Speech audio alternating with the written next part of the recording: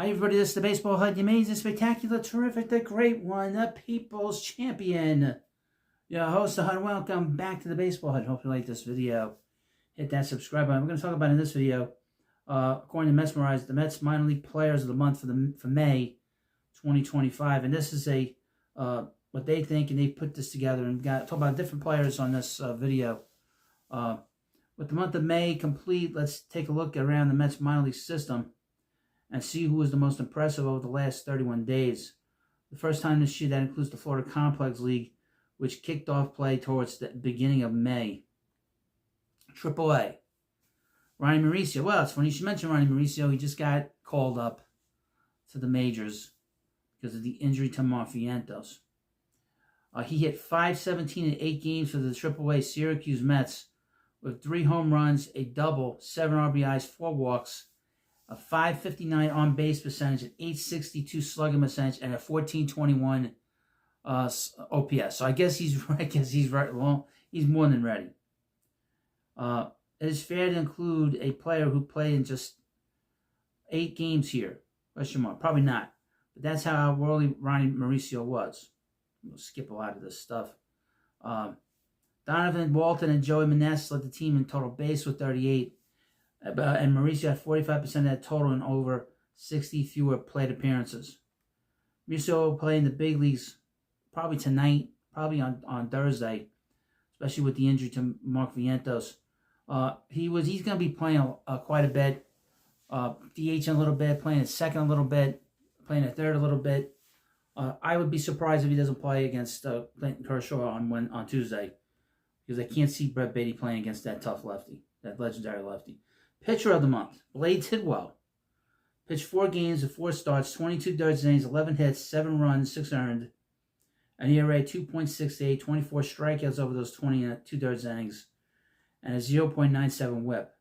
The other guy that was close to this, according to them, was Nolan McLean. So McLean's ERA is a little bit higher. At Double-A, Binghamton, the hitter of the month was Ryan Clifford. He had .267 in 27 games, .365 on-base percentage, .478 slugging percentage, .843 OPS, 5 home runs, 4 doubles, 20 RBIs. That's very good. 14 walks and 32 strikeouts. Very high strikeout total.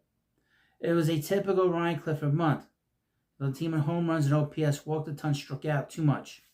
Clifford has all the power you could want in a prospect, but a 32.8% strikeout rate is not sustainable. No, it's not. That has got to change. That's got to change.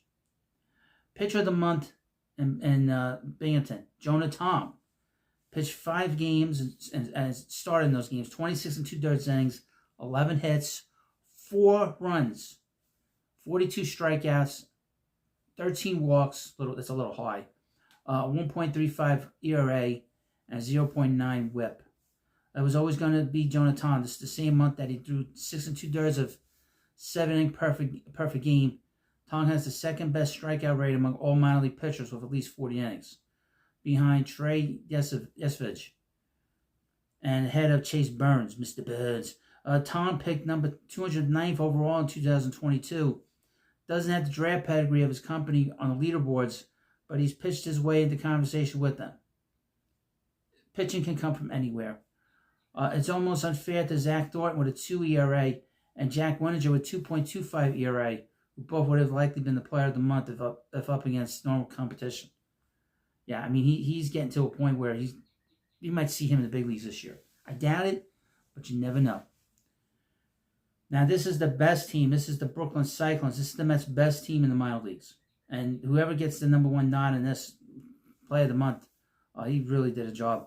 And that's Jesus Baez. Hit .341 with a .456 on-base percentage, .537 slugging percentage, .993 OPS, 4 home runs, 4 doubles, 24 RBIs. Wow. 17 walks and 12 strikeouts. That's really good. There's a tight race between Baez and Carson Bench from Oklahoma. Didn't know that. While Bench has a very slight edge in OPS, we'll give the nod to the 20-year-old infielder. Baez might have the most power in the entire Mets system, and that includes Bench and some of the other sluggers like Ryan Clifford and Ronnie Mauricio. Okay, pitcher of the month. Brendan Garton, which you might not know much about. He had 5 starts, 21 innings, 15 hits, 10 runs, 6 were earned, 29 strikeouts, 9 walks with a 2.57 ERA. 4 Cyclones pitchers do at least 20 innings in May with an ERA of 3.18 or below, and Brendan Garton was the best of the bunch. Okay. At Single A St. Lucie, hitter of the month was Trace Wilhoit with 275, with 387 on base percentage, 608 slugging percentage, 995 OPS, 4 home runs, 5 doubles, 13 RBIs, 10 walks, 14 strikeouts. A 24-year-old first baseman signed as an undrafted free agent out of Lipscomb. Trace Wilhoit is your typical power-hitting first baseman. He's got a lot of pop, evidenced by his 9 extra base hits in just 16 games in May. And he also has a lot of swing and miss. It's interesting to see where he goes. Obviously, Wilhoit's doing it against single-A pitching, so it's not exactly a fair comparison, but it just goes to show how much power he has in the tank. The single-A St. Lucie pitcher of the month was Edgar Moretta. Started 5 games, started 5 games, 6 games overall, 25 2/3 innings, 11 runs scored, 18 hits, 28 strikeouts, 12 walks, a little high, a 2.81 ERA, and a 1.17 WHIP. A 21-year-old right-handed pitcher, Edgar Moretta, has thrown 7 different pitches this season. Wow. A 4-seamer, slider, sinker, cutter, splitter, curveball, and changeup.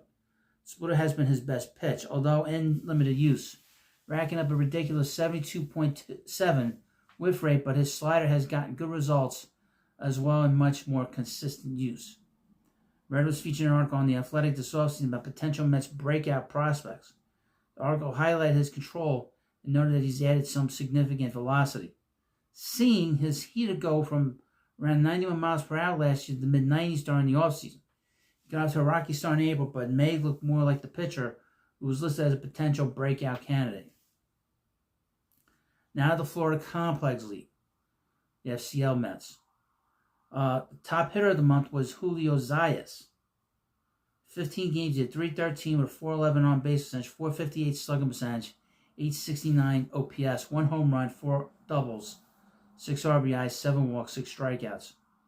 A 19-year-old right-handed hitting catcher, Julio Zayas, posted the highest batting average and on-base percentage among FCL Mets qualifiers in May and was second in slugging.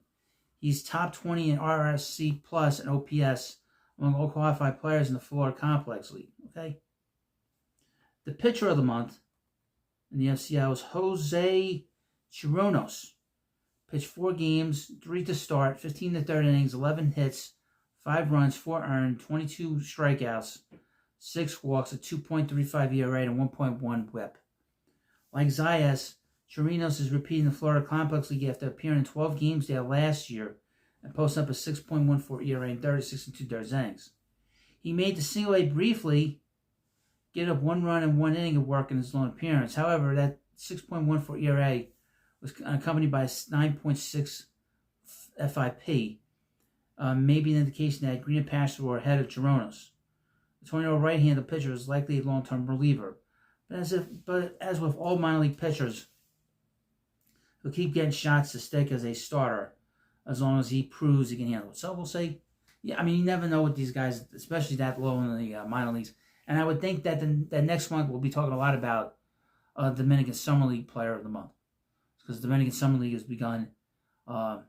So thank you for watching this video. Of course, please subscribe to the Baseball Hut, and I'll see you later.